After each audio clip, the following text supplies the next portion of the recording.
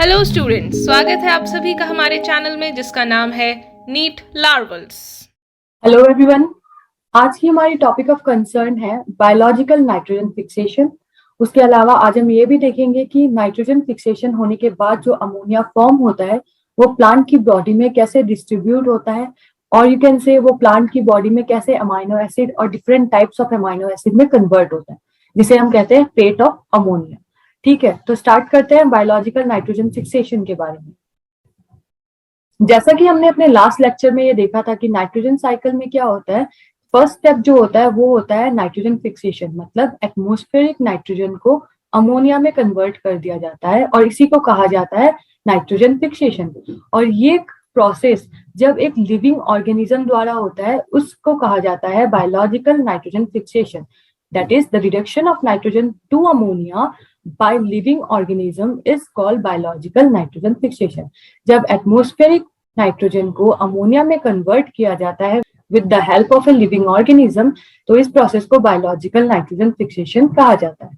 ठीक है, अब नाइट्रोजन फिक्सेशन जो होता है वो बायोलॉजिकली दो तरह से हो सकता है। First by bacteria and second by cyanobacteria और ब्लू ग्रीन एल्गी।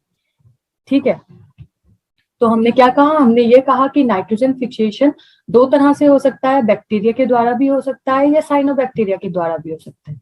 ठीक है, बैक्टीरिया के द्वारा ये हो सकता है by three method, that is by free living nitrogen fixing bacteria, by symbiotic nitrogen fixing bacteria and by loose symbiotic bacteria. That is free living nitrogen fixing bacteria का मतलब ये होता है कि ये बैक्टीरिया एटमॉस्फेरिक नाइट्रोजन को ammonia में convert करके खुद यूज करते हैं। ठीक है, सिम्बायोटिक नाइट्रोजन फिक्सिंग बैक्टीरिया मतलब नाइट्रोजन को अमोनिया में कन्वर्ट करना फिर उसको प्लांट्स में भेज देना। ठीक है, नाइट्रोजन को बैक्टीरिया अमोनिया में कन्वर्ट करते हैं और उसको प्लांट्स में भेज देते हैं और उसके रिटर्न में प्लांट से वो ग्लूकोज लेते हैं। ठीक है, सिम्बायोटिक एसोसिएशन में क्या देखा जाता है कि एटमॉस्फेरिक नाइट्रोजन को बैक्टीरिया अमोनिया में कन्वर्ट करके प्लांट्स में भेज देते हैं और प्लांट्स में जो ग्लूकोज प्रोड्यूस होती है उसे वो लेते हैं। ठीक है, by loose symbiotic bacteria means ये कुछ ऐसे बैक्टीरिया होते हैं जो सिम्बायोटिक एसोसिएशन दिखाते हैं और लिविंग भी होते हैं। ठीक है, नेक्स्ट है बाय साइनोबैक्टीरिया और ब्लू ग्रीन एल्गी। अब साइनोबैक्टीरिया और ब्लू ग्रीन एल्गी में भी सेम केस है, ये फ्री लिविंग हो सकते हैं, मतलब नाइट्रोजन को फिक्स करके अपने लिए यूज कर सकते हैं, और सिम्बायोटिक नाइट्रोजन फिक्सिंग साइनोबैक्टीरिया उस तरह के ब्लू ग्रीन एल्गी होती है जो प्लांट्स को अमोनिया देती है और उसके बदले प्लांट्स में कुछ लेती है। So ultimately biological nitrogen fixation दो तरह से देखा जाता है, बाय बैक्टीरिया और बाय साइनोबैक्टीरिया। ठीक है, अब बाय बैक्टीरिया या बाय साइनोबैक्टीरिया हो तो दो तरह के प्रोसेस देखे जाते हैं, फ्री लिविंग और सिम्बायोटिक। साइनोबैक्टीरिया में भी फ्री लिविंग और सिम्बायोटिक देखा जाता है। इसके अलावा बैक्टीरिया में लूज सिम्बायोटिक एसोसिएशन भी देखी जाती है। ठीक, if you living organism can utilise the nitrogen in the form N2। ये तो हमें पता ही है कि बहुत सारे ऐसे ऑर्गेनिज्म है जो नाइट्रोजन को in the form of N2 use नहीं कर पाते। Very few living organism can do this. Okay, so only certain prokaryotic species are capable of fixing nitrogen because enzyme nitrogenase which is capable of nitrogen reduction is present exclusively in prokaryotes। ये देखा जाता है कि prokaryotic species में ही nitrogen fixing capability होती है। क्यों? क्योंकि इनमें एक एंजाइम पाई जाती है जिसे नाइट्रोजिनेज कहा जाता है, और वो एंजाइम नाइट्रोजन के ट्रिपल बॉन्ड को तोड़ के उसको रिडक्शन करने में हेल्प करती है। ठीक है, सो ये एंजाइम क्योंकि प्रोकैरियोट्स में ही अवेलेबल होती है, इसलिए प्रोकैरियोटिक स्पीशीज के पास ही नाइट्रोजन फिक्सिंग कैपेबिलिटी होती है। So the enzyme nitrogenase is highly sensitive to the molecular oxygen, thus its operation or activation require anaerobic condition।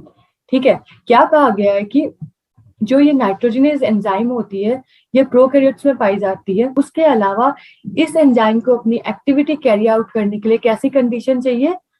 Anaerobic. Anaerobic condition मतलब ऑक्सीजन डेफिशिएंट कंडीशन, मतलब ऐसी condition जिसमें oxygen ना हो।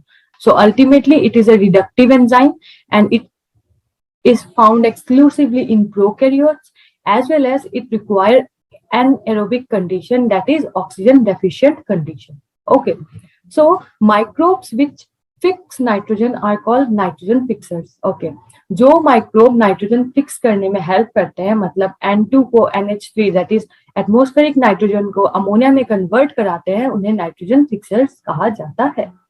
ठीक है, सो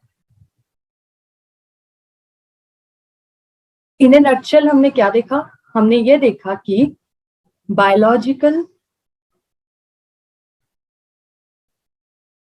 नाइट्रोजन फिक्सेशन दो तरह से हो सकता है, दैट इज बाई बैक्टीरिया हो सकता है, ठीक है, और बाई ब्लू ग्रीन एल्गी हो सकता है।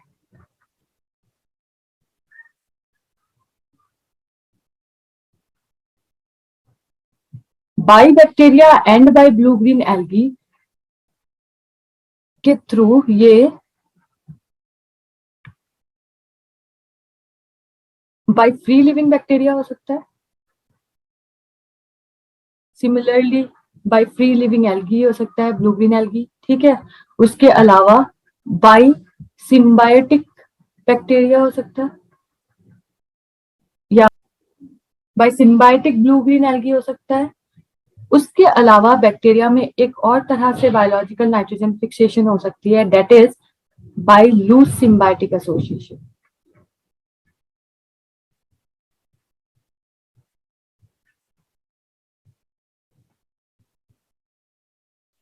नेक्स्ट हमने ये देखा कि नाइट्रोजन में पाए जाने वाले ट्रिपल कोवेलेंट बॉन्ड को तोड़ने के लिए जो एंजाइम यूज की जाती है उसे कहा जाता है नाइट्रोजिनेज, ठीक है। और ये एंजाइम नाइट्रोजन को अमोनिया में कन्वर्ट कर देती है, ठीक है। ये नाइट्रोजिनेज एंजाइम एनएरोबिक कंडीशन में काम करती है,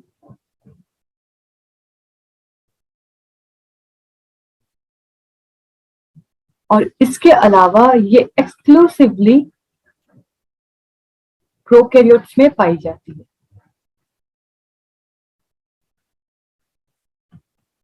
ठीक है, तो इन नटशेल हमने ये सारी चीजें देख ली।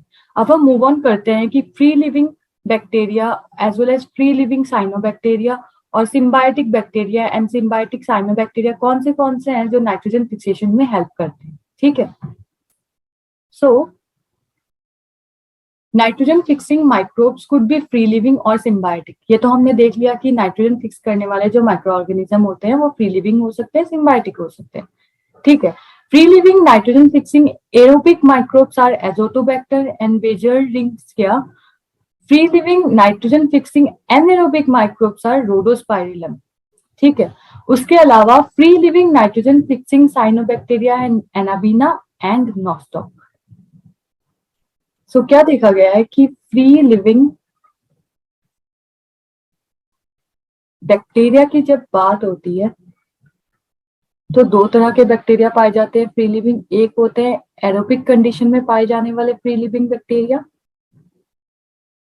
और दूसरे होते हैं एनएरोबिक कंडीशन में पाए जाने वाले फ्री लिविंग बैक्टीरिया, ठीक है। तो एरोबिक कंडीशन में पाए जाने वाले दो होते हैं, जैसे ए और बी से आपको याद रखना है। एरोबिक दैट इज एजोटोबैक्टर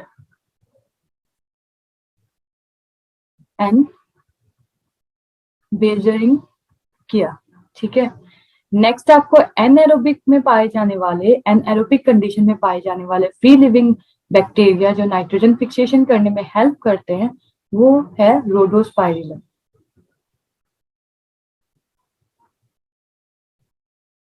उसके अलावा फ्री लिविंग साइनोबैक्टीरिया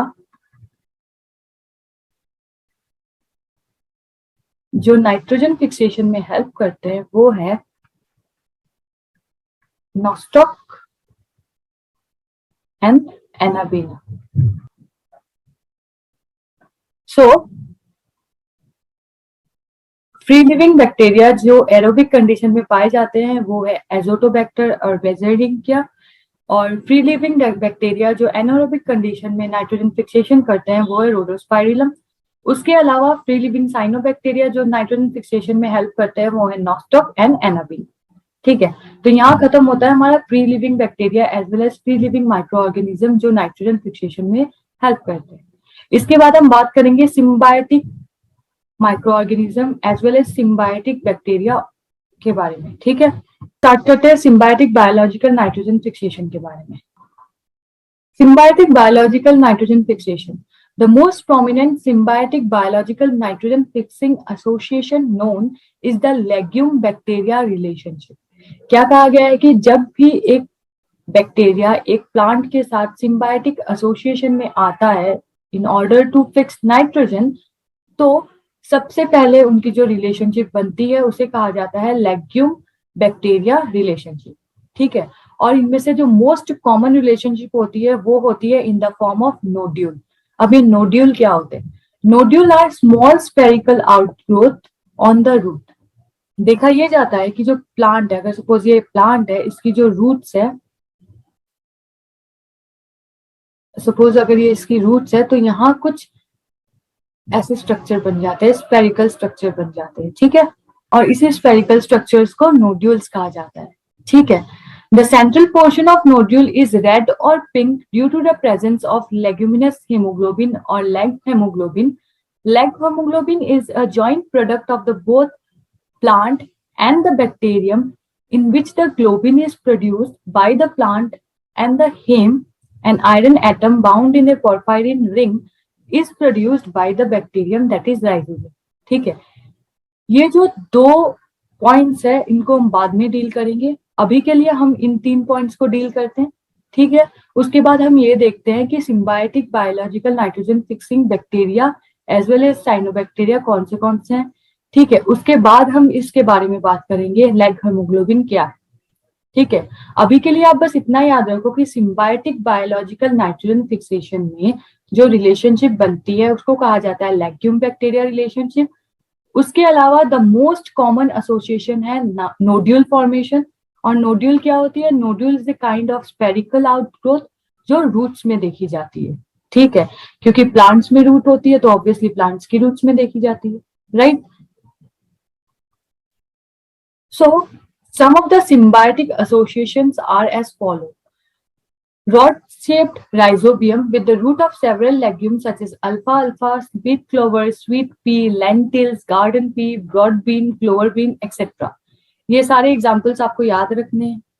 ठीक है, उसके अलावा the microfrankia with the root of non leguminous plant example Alnus, ये बहुत इंपॉर्टेंट है। ठीक है, both Rhizobium and Frankia are free living in soil but can fix atmospheric nitrogen as symbiont. Okay, क्या कहा गया है कि सिम्बायोटिक एसोसिएशन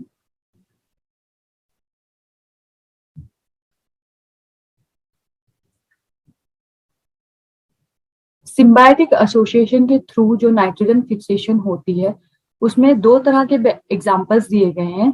एक एग्जांपल हमें दिया गया है राइजोबियम का, ठीक है, और एक एग्जांपल हमें दिया गया है फ्रैंकिया बैक्टीरिया का। ठीक है, राइजोबियम एक ऐसा बैक्टीरिया है जो लेग्यूमिनस प्लांट्स के साथ नोड्यूल बनाता है। किसके साथ बनाता है? लेग्यूमिनस प्लांट, मतलब जो दाल के पौधे होते हैं ना, उनकी जो रूट्स होती है ना, उनको लेग्यूमिनस प्लांट्स कहा जाता है। ठीक है, तो ये लेग्यूमिनस प्लांट्स के साथ बनाता है। और फ्रैंकिया एक ऐसा बैक्टीरिया है जो नॉन लेग्यूमिनस प्लांट के साथ बनाता है। और ये जो फ्रैंकिया है, ये जिस नॉन लेग्यूमिनस प्लांट के साथ सिम्बायोटिक एसोसिएशन बनाता है उसका नाम है एल्नस। ठीक है, क्या नाम है? एल्नस। और ये आपको याद रखना है। क्यों? क्योंकि ये एक ऐसा बैक्टीरिया है जो नॉन लेग्यूमिनस प्लांट्स के साथ सिम्बायोटिक एसोसिएशन बनाता है। और राइजोबियम बहुत सारे लेग्यूमिनस प्लांट्स के साथ बनाता है, दैट इज अल्फा के साथ बनाता है, स्वीट क्लवर के साथ बनाता है, स्वीट पी के साथ बनाता है, lentil, garden pea, broad bean, clover bean, इन सब के साथ जो नाइट्रोजन फिक्सिंग बैक्टीरिया है जो सिम्बायोटिक एसोसिएशन बनाता है वो है राइजोबियम। ठीक है, और सिर्फ एक ऐसा बैक्टीरिया जो नॉन लेग्यूमिनस प्लांट्स के साथ सिम्बायोटिक एसोसिएशन बनाता है वो है एल्नस। ठीक है, तो हम एक क्विक रिवीजन कर लेते हैं कि अब तक हमने क्या देखा। बायोलॉजिकल नाइट्रोजन फिक्सेशन क्या है, फ्री लिविंग बैक्टीरिया कौन से हैं, सिम्बायोटिक एसोसिएशन में पाए जाने वाले बैक्टीरिया कौन से हैं। ठीक है, तो हर एक चीज को एक बार एक फ्लो चार्ट के द्वारा पढ़ लेते हैं। ठीक है, तो बायोलॉजिकल नाइट्रोजन फिक्सेशन दो तरह से हो सकती है। ठीक है, इस बार कुछ अलग तरह से चार्ट बनाते हैं। बाय फ्री लिविंग बैक्टीरिया के बारे में बात करते हैं पहले। बाय फ्री लिविंग हो सकती है, ठीक है, और बाय सिम्बायोटिक एसोसिएशन हो सकती है।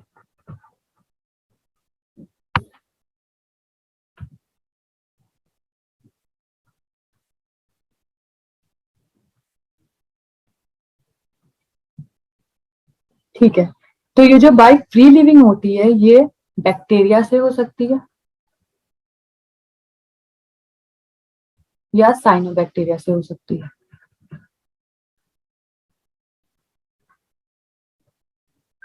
ठीक है, बाई बैक्टीरिया में भी वो बैक्टीरिया जो एरोबिक कंडीशन में नाइट्रोजन फिक्सेशन करते हैं और वो बैक्टीरिया जो एनएरोबिक कंडीशन में नाइट्रोजन फिक्सेशन करते हैं। ठीक है, एरोबिक कंडीशन में नाइट्रोजन फिक्सेशन करने वाले बैक्टीरिया के नाम है अजोटोबैक्टर या बेजोरिंकिया। आप एक बार स्पेलिंग प्लीज देख लेना। ठीक है, एनारोबिक में करने वाले जो बैक्टीरिया है वो है रोडोस्पाइरिलम।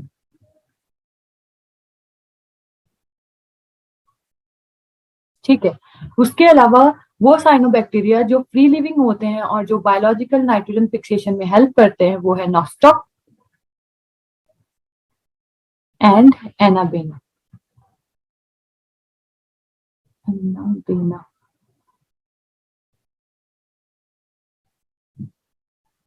ठीक है, अब सिम्बायोटिक एसोसिएशन में बैक्टीरिया लेगुमिनस प्लांट के साथ भी एसोसिएशन कर सकता है और नॉन लेगुमिनस प्लांट के साथ भी एसोसिएशन कर सकता है। ठीक है,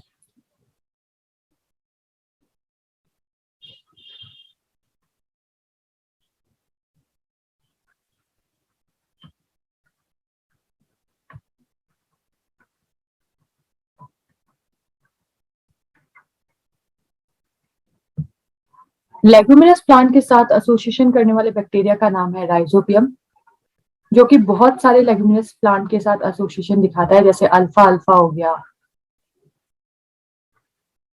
क्लोवर पी हो गया, गार्डन पी हो गया, एक्सेट्रा एक्सेट्रा। ठीक है, और नॉन लेगुमिनस प्लांट के साथ जो बैक्टीरिया सिम्बायोटिक एसोसिएशन दिखाता है उसका नाम है फ्रैंकिया, और ये जिस प्लांट के साथ सिम्बायोटिक एसोसिएशन दिखाता है उसका नाम है एल्मस। ठीक है, ये बहुत इंपॉर्टेंट क्वेश्चन इससे आ सकता है कि which is the non leguminous plant और which is the bacteria which form symbiotic association with the non leguminous plant. ये सारी चीजें याद रखनी कि एरोबिक बैक्टीरिया कौन से हैं, एनारोबिक कौन से हैं, कौन से साइनोबैक्टीरिया है जो फ्री लिविंग कंडीशन में नॉस्टॉक एनाबिना जो फ्री लिविंग कंडीशन में नाइट्रोजन फिक्सेशन करते हैं। ठीक है, उसके अलावा और एक चीज ये देखी जाती है कि ये जो राइजोबियम एंड फ्रैंकिया है ना, ये वैसे तो फ्री लिविंग रहते हैं, मतलब अगर इन्हें नाइट्रोजन फिक्स ना करनी हो तो ये फ्री लिविंग रहते हैं, लेकिन जब इन्हें नाइट्रोजन फिक्सेशन करनी होती है तभी ये सिम्बायोटिक एसोसिएशन दिखाते हैं। ठीक है, तो ओवरऑल अब तक हमने ये देखा कि biological nitrogen fixation free living भी हो सकती है, सिम्बायोटिक से भी हो सकती है। फ्री लिविंग में अगर बैक्टीरिया की बात करें तो एरोबिक या एनारोबिक हो सकती है। एरोबिक कंडीशन में जो बैक्टीरिया काम करते हैं वो है Azotobacter and Beijerinckia, and anaerobic condition में जो बैक्टीरिया काम करते हैं वो है रोडोस्पाइरिलम। उसके अलावा साइनोबैक्टीरिया भी फ्री लिविंग कंडीशन में बायोलॉजिकल नाइट्रोजन फिक्सेशन कर सकते हैं। साइनोबैक्टीरिया के नाम है नॉस्टॉक एंड एनाबेना। ठीक है, सो ये बात खत्म होती है फ्री लिविंग बैक्टीरिया के बारे में एंड साइनोबैक्टीरिया के बारे में। उसके सेकंड कंडीशन ये है कि सिम्बायोटिक एसोसिएशन के द्वारा भी बायोलॉजिकल नाइट्रोजन फिक्सेशन हो सकती है, और सिम्बायोटिक एसोसिएशन के लिए दो तरह के प्लांट्स होते हैं, एक होते हैं लेगुमिनस प्लांट, एक होते हैं non leguminous plant. Leguminous plant में जो बैक्टीरिया सिम्बायोटिक एसोसिएशन दिखाते हैं उनका नाम है राइजोबियम, और उसके अलावा जो नॉन लेगुमिनस प्लांट में सिम्बायोटिक एसोसिएशन दिखाते हैं उसका नाम है फ्रैंकिया, और जिस प्लांट के साथ ये फ्रैंकिया बैक्टीरिया सिम्बायोटिक एसोसिएशन दिखाता है उसे कहा जाता है एल्मस। ठीक है, आई होप आपको ये सारी चीजें क्लियर हो गई। अब हमने ये कहा था कि जब एक लेगुमिनस प्लांट में सिम्बायोटिक एसोसिएशन देखी जाती है या एक नॉन लेगुमिनस प्लांट में सिम्बायोटिक एसोसिएशन देखी जाती है, तो ये देखा जाता है कि रूट्स में कुछ स्पेरिकल लाइक स्ट्रक्चर बन गए हैं। ठीक है, और इस स्पेरिकल लाइक स्ट्रक्चर को क्या कहा जाता है? नोड्यूल कहा जाता है। अब हम ये देखेंगे कि नोड्यूल की फॉर्मेशन एक्चुअली में होती कैसे है। हम राइजोबियम का केस पढ़ेंगे कि राइजोबियम में नोड्यूल फॉर्मेशन कैसे होती है। ठीक है, पहले हम इसके बारे में पढ़ लेते हैं, उसके बाद हम एक फ्लो डायग्राम और यू कैन से एक पिक्टोरियल डायग्राम यूज करके चीजों को सिंप्लीफाइड वर्जन में क्लैरिफाई करने की कोशिश करेंगे। ठीक है, तो स्टार्ट करते हैं नोड्यूल फॉर्मेशन के बारे में। So nodule formation involve a sequence of multiple interactions between rhizobium and roots of the host plant.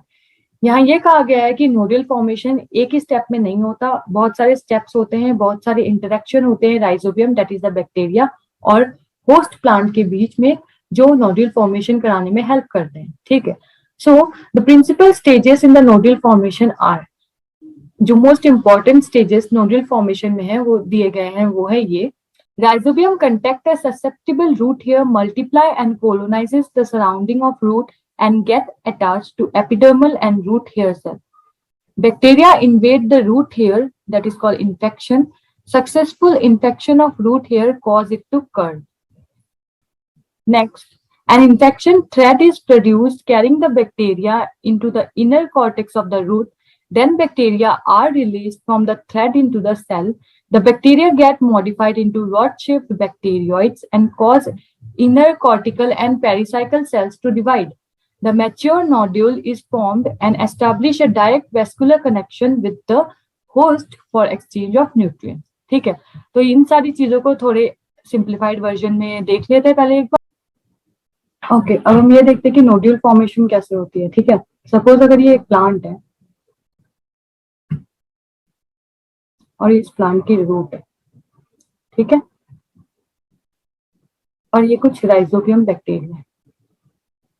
ठीक है, तो ये क्या करेंगे, ये जो प्लांट्स है ना, ये कुछ ऐसे केमिकल सिक्रेट करेंगे जिसकी वजह से ये जो राइजोबियम बैक्टीरिया है ये प्लांट्स की तरफ अट्रैक्ट हो जाए। एज वेल एज ये बैक्टीरिया भी कुछ ऐसे चीजें सिक्रेट करेंगी।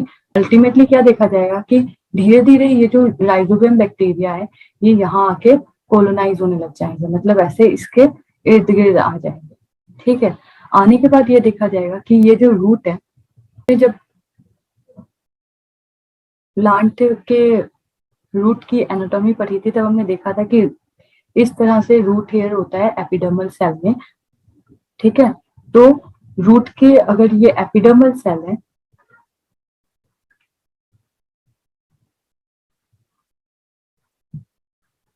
और ये रूट हेयर है, तो ये जो बैक्टीरिया आएंगे वो अपने आप को कुछ इस तरह से कोलोनाइज कर लेंगे। ठीक है, अब कोलोनाइज करने के बाद ये मल्टीप्लीकेशन करेंगे। ठीक है, मल्टीप्लाई करेंगे, मल्टीप्लाई करने के बाद देखा ये जाएगा कि ये रूट हेयर जो है ना ये अपने आप को कुछ ऐसे कर्ल कर लेगा। ठीक है, कर्ल कर लेगा इन द सेंस ये होता है कि ये अपने प्लाज्मा मेम्ब्रेन के अंदर से स्पेस देता है बैक्टीरिया को ताकि वो अंदर एंटर कर सके। ठीक है, तो ये जो बैक्टीरिया, अब कर्ल होने के बाद ये जो बैक्टीरिया अंदर जा रहे हैं, जिस वजह से जिस पैसेज के थ्रू अंदर जा रहे हैं उसे कहा जाता है इंफेक्शन थ्रेड। मतलब ये इंफेक्शन कर रहे हैं, जिस पैसेज के थ्रू से ये अंदर जा रहे हैं उसे कहा जाता है इंफेक्शन थ्रेड।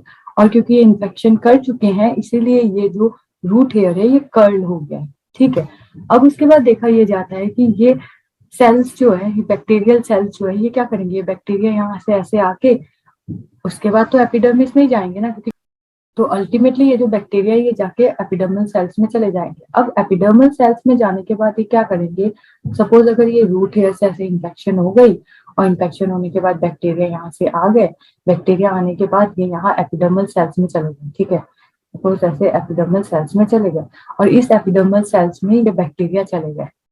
ठीक है, तो ये उसके बाद ये क्या करेंगे, ये अपने आप को मल्टीप्लाई करेंगे ऐसे। ठीक है, ये सारे जो है ना ये बैक्टीरिया है यहाँ पे। ठीक है, ये अपने आप को ऐसे मल्टीप्लाई करेंगे और मल्टीप्लाई करने के बाद इतनी रैपिडली अपने आप को मल्टीप्लाई करेंगे कि ये एक ट्यूमर लाइक स्ट्रक्चर फॉर्म कर लेंगे, ठीक है। और उसी ट्यूमर लाइक स्ट्रक्चर को क्या कहा जाता है, नोड्यूल कहा जाता है। तो अब आप देखो ये इस तरह से कुछ ऐसे स्ट्रक्चर बना लेंगे कि नहीं, तो ये स्फेरिकल टाइप स्ट्रक्चर बन जाएंगे, तो इसे नोड्यूल कहा जाता है। यही होती है नोड्यूल, ठीक है। सबसे अब देखा ये जाता है कि ये जो नोड्यूल होती है उसमें जो पाई जाने वाली जो नाइट्रोजिनियस एंजाइम, क्योंकि बैक्टीरिया नाइट्रोजन फिक्सेशन करने के लिए क्या कौन से एंजाइम यूज करते हैं, नाइट्रोजिनियस एंजाइम यूज करते हैं, ठीक है। तो उसमें पाई जाने वाली ये जो नाइट्रोजिनियस एंजाइम है ये काम करती है एनएरोबिक कंडीशन में, ये हमने पहले ही पढ़ा है, ठीक है। अब एनएरोबिक कंडीशन को मेंटेन रखने के लिए जो चीज यहाँ यूज होती है उसे कहा जाता है हेमोग्लोबिन, ठीक है। हेमोग्लोबिन कहा जाता है, और क्योंकि ये लेगुमिनेस प्लांट में पाई जाती है इसीलिए इसे लेग हेमोग्लोबिन कहा जाता है, ठीक है। जैसे हमारी बॉडी में हेमोग्लोबिन क्या करता है, हेमोग्लोबिन ऑक्सीजन का ट्रांसपोर्ट कराता है, वैसे ही यहाँ पाया जाने वाला हेमोग्लोबिन ऑक्सीजन को ऐसे कैप्चर करके रखता है ताकि इन सेल्स के अंदर एनएरोबिक कंडीशन बनी रहे और नाइट्रोजनस अपना काम आसानी से कर पाए। इसीलिए लैग हेमोग्लोबिन को स्कैवेंजर ऑफ ऑक्सीजन भी कहा जाता है। क्या कहा जाता है, scavenger of what, scavenger of oxygen. In short अगर हम देखना चाहें, ये आपके एनसीईआरटी बुक का एक डायग्राम है, इसमें ये दिखाया गया है। देखो ये है रूट हेयर्स और ये कुछ बैक्टीरिया दिए गए हैं, ये सॉइल पार्टिकल। ये बैक्टीरिया कोलोनाइज करते हैं, मल्टीप्लाई करने के बाद इसमें इंफेक्शन क्रिएट कर देते हैं रूट हेयर में।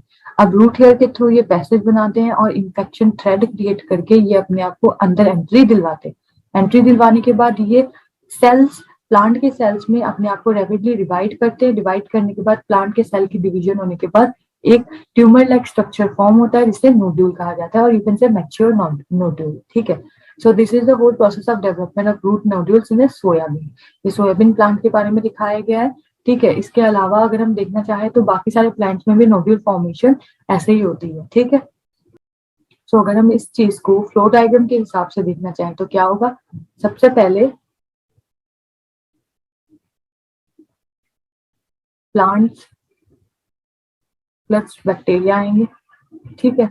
बैक्टीरिया क्या करेगा, बैक्टीरिया अपने आप को मल्टीप्लाई करेगा, मल्टीप्लाई करके क्या करेगा, अपने आप को कोलोनाइज करेगा, ठीक है। कोलोनाइज करने के बाद क्या देखा जाएगा कि ये जो कोलोनाइज हो गया उसके बाद ये करेंगे इंफेक्शन करेंगे। इंफेक्शन कितने करेंगे, इंफेक्शन करेंगे रूट हेयर में करेंगे। इंफेक्शन करने के बाद रूट हेयर कर्ल हो जाएगा, ठीक है। रूट हेयर कर्ल होने के बाद entry of bacteria through infection thread, ठीक है। बैक्टीरिया की एंट्री होगी through infection thread,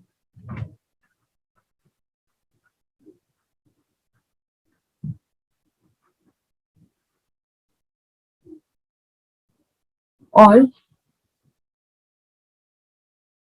infection thread से बैक्टीरिया की एंट्री कहाँ होगी, to epidermis and then to cortex, to epidermal cell and then to cortex. उसके बाद cells will divide to form a tumor like structure, to form a structure, or you can say a tumor like structure known as what, known as nodule, ठीक है। अब ये जो nodule पाई जाती है इसको अगर हम ऐसे सेक्शन करेंगे तो हमें ये देखने को मिलेगा कि इनका जो अंदर का पोर्शन होता है ना वो रेडिश या पिंकिश होता है। क्यों, due to the presence of what, due to the presence of leg haemoglobin. और ये लैग हेमोग्लोबिन क्या है, it is called the scavenger of O2 because it helps in maintaining the anaerobic condition in the cell, which is very much important for the activity of nitrogenase enzyme, ठीक है। तो आई hope आपको nodal formation का process समझ आ गया। Next, nodule contain all the necessary biochemical components such as the enzyme nitrogenase and lag hemoglobin। Okay, ये हमें पता है, क्यों, क्योंकि नाइट्रोजनस अमोनिया बनाने के काम आती है, लैग हेमोग्लोबिन ऑक्सीजन को कैप्चर करके रखता है। Enzyme nitrogenous is a molybdenum iron protein and catalyzes the conversion of atmospheric nitrogen to ammonia। Nitrogenous enzyme में मॉलिब्डेनम और आयरन पाए जाते हैं। ठीक है, दिस इज वेरी इंपॉर्टेंट। और ये कन्वर्ट करते हैं नाइट्रोजन को अमोनिया में, which is the first stable product of nitrogen fixation. Nitrogenase is highly sensitive to molecular oxygen and it requires anaerobic condition. ये भी हम पढ़ चुके हैं। To protect this enzyme, the nodule contain an oxygen scavenger called. It is interesting to note that the microbe live as aerobes under free living condition, where nitrogen is not operational. But during nitrogen fixing event, they become anaerobic, thus protecting the nitrogenase enzyme. जैसा कि हमने देखा था कि rhizobium और Frankia, ये जो दो सिम्बायोटिक एसोसिएशन दिखाने वाले जो माइक्रो ऑर्गेनिजम्स हैं, ये वैसे तो नॉर्मली एरोबिक कंडीशन में रहते हैं, लेकिन जब इन्हें नाइट्रोजन फिक्सेशन करनी होती है तो ये अनएरोबिक कंडीशन दिखाते हैं, because anaerobic condition is the requirement for the nitrogen enzyme to get activate. Okay, next ये एक डायग्राम है जो आपके एनसीईआरटी बुक से लिया गया है। इसमें क्या दिखाया गया है, सिंपल सा एक डायग्राम है, कोई दिक्कत नहीं है इसमें। ठीक है, ये एक एंजाइम जिसका नाम क्या है, नाइट्रोजनेस, और ये नाइट्रोजनेस क्या करती है, नाइट्रोजनेस एंजाइम एन के जो ट्रिपल बॉन्ड है, मतलब नाइट्रोजन के ट्रिपल बॉन्ड है, उसको तोड़ के नाइट्रोजन को रिड्यूस करके अमोनिया में कन्वर्ट कर देती है, राइट। तो अल्टीमेटली क्या होगा, अल्टीमेटली ये तीनों बॉन्ड टूटेंगे, 1 2 3, यहाँ हाइड्रोजन, यहाँ एक हाइड्रोजन, यहाँ एक हाइड्रोजन जुड़ेगा, और इस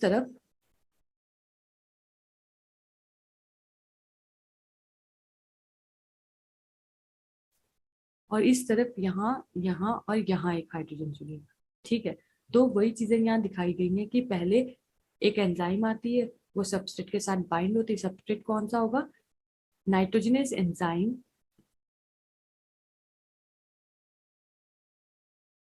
नाइट्रोजनेस एंजाइम के लिए सबस्ट्रेट होगा ये, क्योंकि वो इस पे काम कर रही है। ठीक है, सो पहले 2 हाइड्रोजन आते हैं, वो कंबाइन करते हैं, क्योंकि हाइड्रोजन के कॉम्बिनेशन को रिडक्शन कहा जाता है, तो वो दोनों नाइट्रोजन के साथ जुड़ जाते हैं। देखो 2 बॉन्ड, 3 बॉन्ड थे यहाँ 2 बॉन्ड हो गए। ठीक है, अब नेक्स्ट फिर से रिडक्शन होती है, 2 और हाइड्रोजन आते हैं, वो फिर इनके साथ जुड़ जाते हैं, वैसे ही करके फिर से रिडक्शन होती है, और एज ए रिजल्ट हमें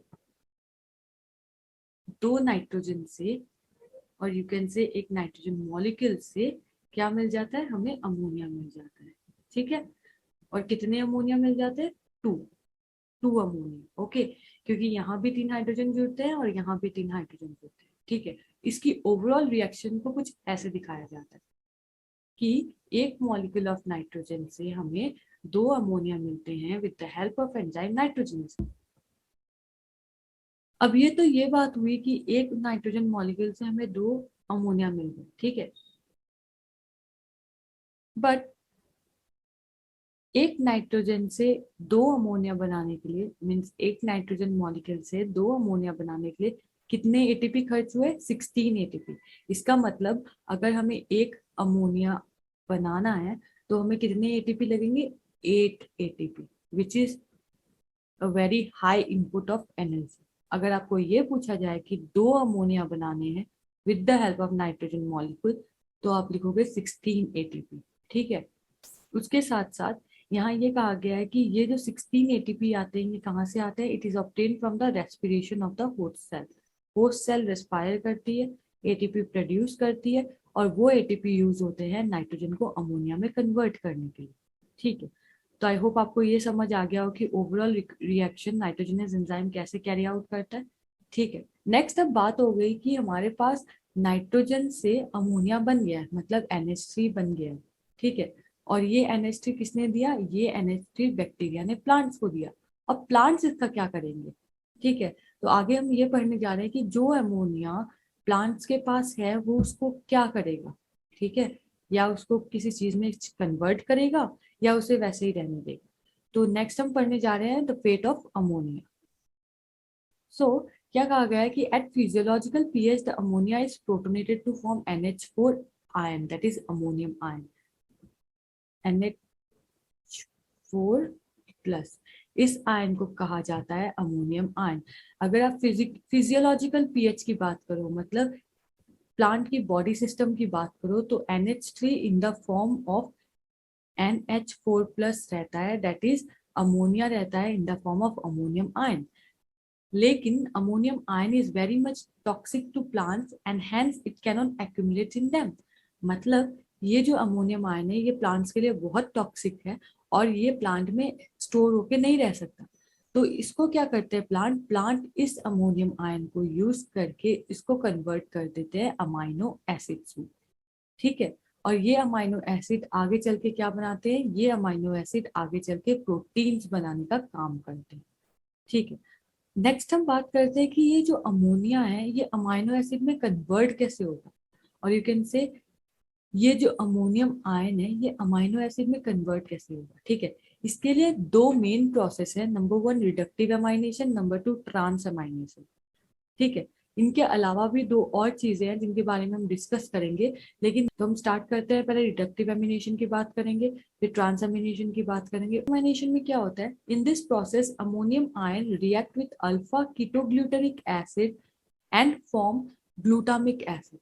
ओके, क्या होता है, ammonium ion that is NH4 plus react with alpha ketoglutaric acid और क्या बनाता है, ये बनाता है glutamic acid. What is glutamic acid, it is a amino acid. ठीक है, आपको बस इतना याद रखना है कि अल्फा कीटोग्लूटारिक एसिड एक एसिड है जो अमोनिया के साथ रिएक्ट करता है और ये बनाता है ग्लूटामेट। ग्लूटामेट मतलब ग्लूटामिक एसिड। ठीक है, अब जरा इसको समझते हैं। रिडक्टिव मतलब रिडक्शन होना, एमाइनेशन मतलब एमाइन ग्रुप का जुड़ना। ठीक है, तो इस प्रोसेस में एमाइन ग्रुप का जुड़ना भी होगा और रिडक्शन भी होगा।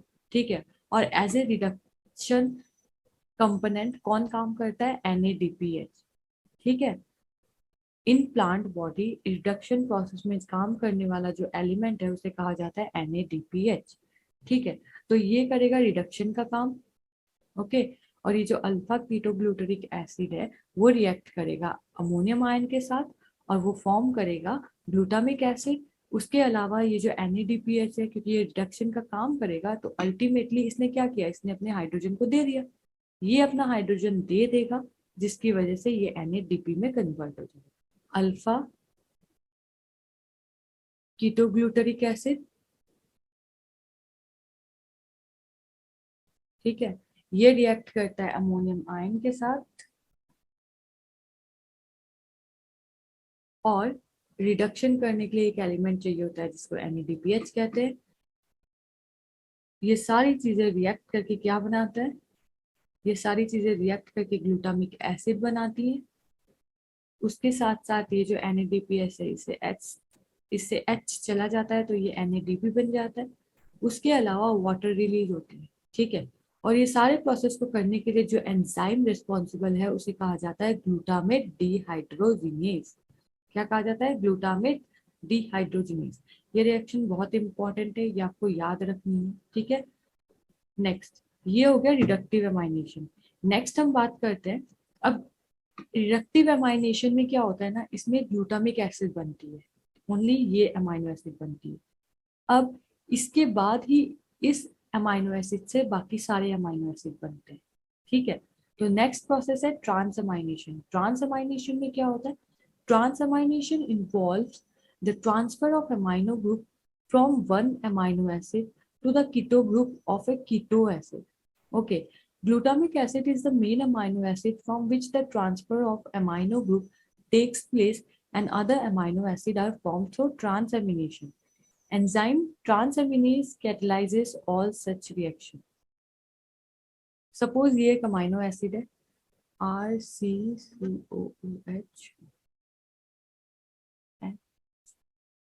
NH2।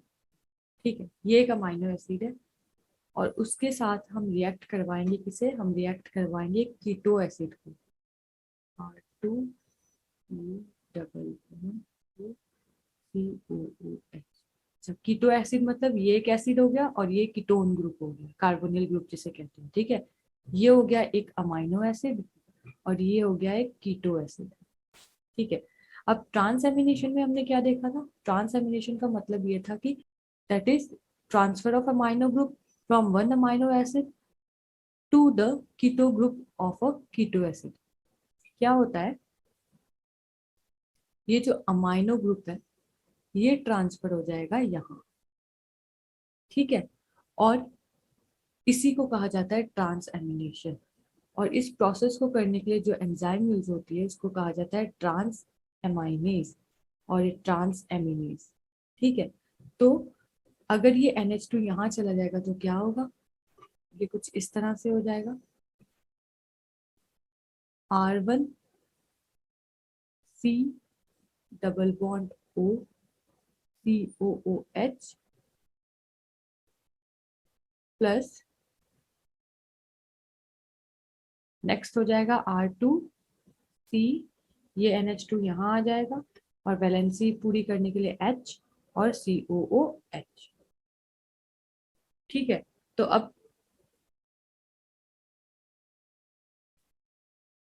क्या हो गया, अब ये हो गया एक कीटो एसिड जिसमें R1 हो गया, पहले इसमें R1 में एक अमाइनो एसिड था, अब R2 में एक अमाइनो एसिड है। इसका मतलब क्या हुआ, इसका मतलब ये हुआ कि एक अमाइनो एसिड ने अपने अमाइनो ग्रुप को एक कीटो एसिड को दे दिया और उसे अमाइनो एसिड में कन्वर्ट कर दिया, ठीक है, क्योंकि ये अब बन गया है कीटो एसिड और ये बन गया है अमाइनो एसिड। रिडक्टिव अमाइनेशन में क्या होता है,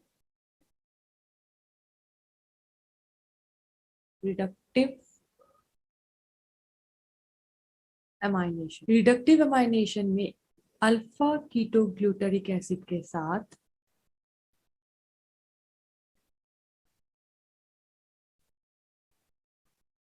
अमोनियम आयन रिएक्ट करता है in the presence of NADPH which is a reductive or you can say reducing element और प्रोड्यूस करता है क्या, ग्लूटामेट और ग्लूटामिक एसिड, जिसे ग्लूटामिक एसिड भी कहा जाता है ग्लूटामेट को, plus H2O that is water plus NADP, ठीक है। और इसके लिए जो एंजाइम यूज होती है उसे कहा जाता है ग्लूटामेट डिहाइड्रोजिनेज।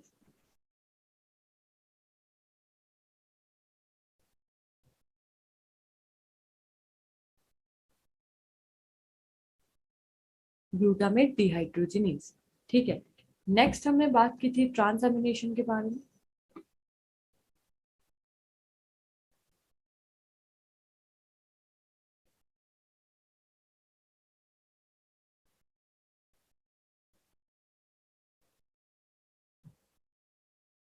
ट्रांसएमिनेशन में एक अमाइनो एसिड अपने अमाइनो ग्रुप को एक कीटो ग्रुप को डोनेट कर देता है, जिसकी वजह से वो कीटो ग्रुप एक अमाइनो ग्रुप में बदल जाता है और वो एज ए अमाइनो एसिड काम करता है, ठीक है। तो इसको हम कुछ इस तरह से देखेंगे कि R1CCOOH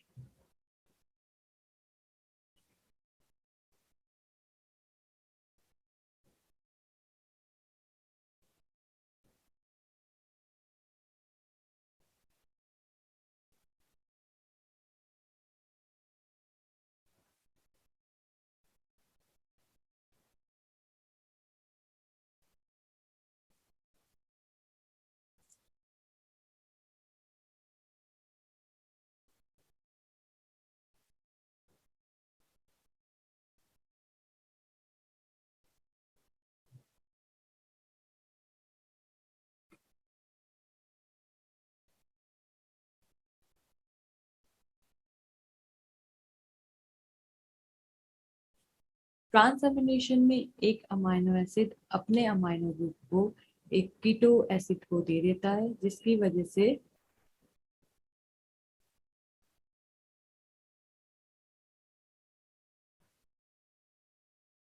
से वो अमाइनो एसिड एक कीटो एसिड में कन्वर्ट हो जाता है और जो कीटो एसिड था वो एक अमाइनो एसिड में कन्वर्ट हो जाता है। सो आई होप आपको रिडक्टिव अमाइनेशन एंड ट्रांसएमाइनेशन समझ आ गया हो। Apart from reductive amination and transamination, ammonium ion plants में अमाइड्स में भी कन्वर्ट हो सकता है, ठीक है। Amides are double aminated keto acid. Two most important amide, that is asparagine and glutamine, found in plants are a structural part of protein. They are formed from two amino acids, namely aspartic acid and glutamic acid, respectively, by addition of another amino group to each. The hydroxyl part of the acid is replaced by another amino radical. Since amides contain more nitrogen than the amino acid, they are transported to other parts of the plant via xylem vessel.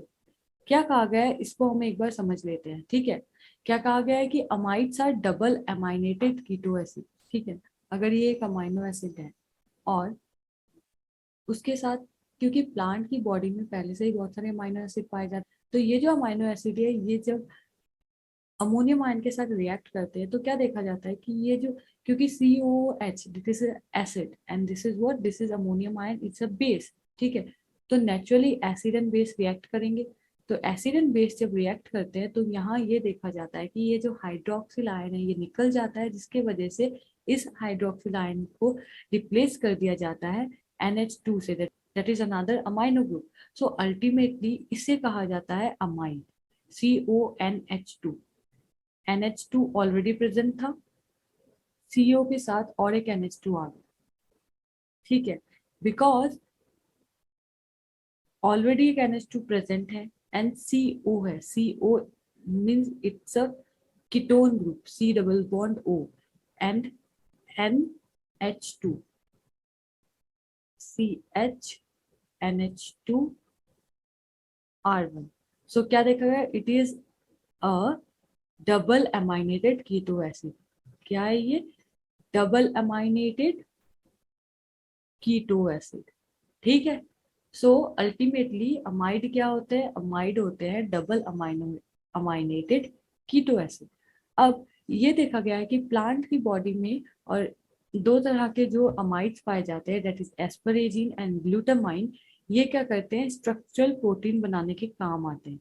Structural parts में जो protein पाए जाते हैं plant की body में, उसमें एस्परेजिन and glutamine नाम के दो अमाइड पाए जाते हैं. और ये जो एस्परेजिन है ये बनता है एस्पर्टिक एसिड नाम के एक अमाइनो एसिड से. जब एस्पर्टिक एसिड अमोनियम आयन के साथ रिएक्ट करता है तो एस्परेजिन बनता है, और जब glutamic acid which is another amino acid वो रिएक्ट करता है अमोनियम आयन के साथ तो ग्लूटामाइन बनता है.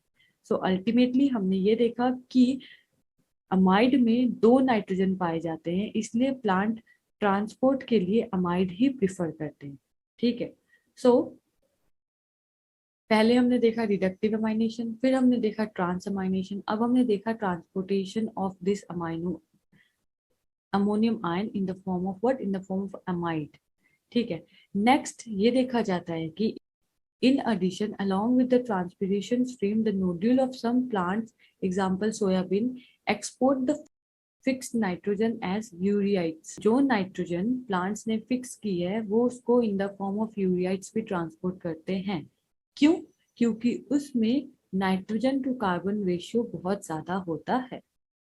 ठीक है, सो एज ए होल हमने क्या देखा, एज ए होल हमने ये देखा कि नाइट्रोजन फिक्सेशन के बाद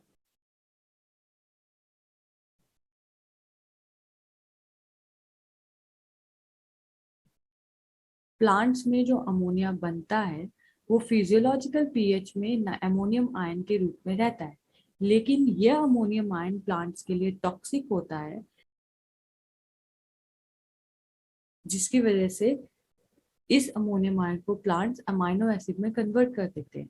सो फर्स्ट प्रोसेस है रिडक्टिव अमाइनेशन का, जिसके थ्रू प्लांट इसको अमाइनो एसिड में कन्वर्ट करते हैं.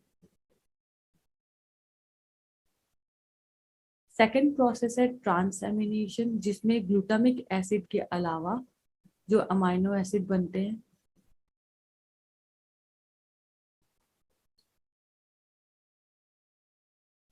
थर्ड है transport in the form of amides and fourth है transport in the form of ureides. ठीक है, तो ये चार प्रोसेस हमने देख लिए. आई होप आपको ये समझ आ गया होगा ये चार प्रोसेस कैसे काम करते हैं. So thank you very much.